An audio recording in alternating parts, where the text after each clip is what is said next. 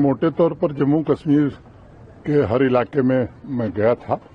पुंछ राजौरी नहीं आ सका था, इसलिए हम और चीफ सेक्रेटरी साहब और हमारे प्रशासन के अनेक वरिष्ठ अधिकारी हैं।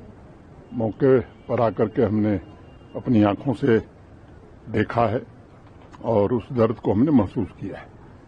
जैसा मैंने पहले भी कहा कि मौत का कोई मुआवजा नहीं होता है, लेकिन अधिकतम आर्थिक सहायता जिन्होंने अपने परिजन खोए हैं उनको जितनी दी जा सकती थी वो सबको दे दी गई है। जो घायल थे उनको भी अनुमन्य सहायता राशि प्रदान कर दी गई है।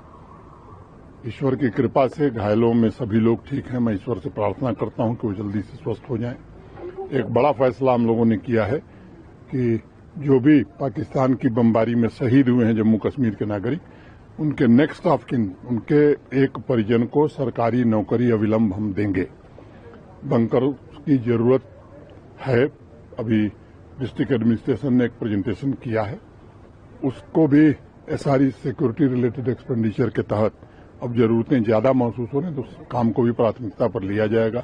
अनेक लोगों के घर तबाह हुए हैं, व्यावसायिक प्रतिष्ठान तबाह हुए हैं। भारत सरकार की ओर से पूरा आश्वासन है ऐसे लोगों को रिहेबिलिटेट करने के लिए एक कॉम्प्रिहेंसिव प्लान जम्मू कश्मीर प्रशासन बनाएगा। हमारे एडमिनिस्ट्रेशन के लोग अभी आइडेंटिफिकेशन का काम कर रहे हैं। एक बार वो हो जाएगा तो इस प्रक्रिया को भी जल्दी पूरा करेंगे। एडमिनिस्ट्रेशन ने बहुत अच्छा काम किया है सर। मुझे फक्र है अपने एडमिनिस्ट्रेशन पर।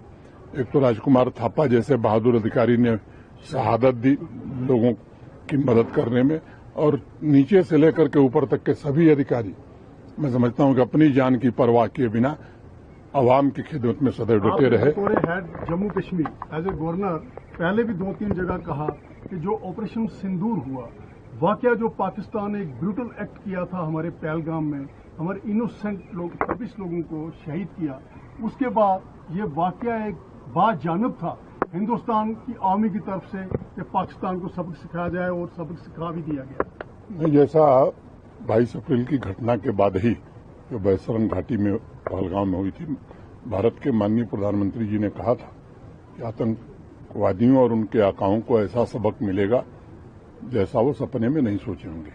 पूरा देश आज गौरवान्वित महसूस कर रहा है भारतीय सेनाओं पर, जिन्होंने बड़े ही सटीक ढंग से, संवेदनशील ढंग से वहीं आक्रमण किया जहां आतंकवादी थे या उनके कैंप थे। सैकड़ों से ज्यादा आतंकवादी मारे गए।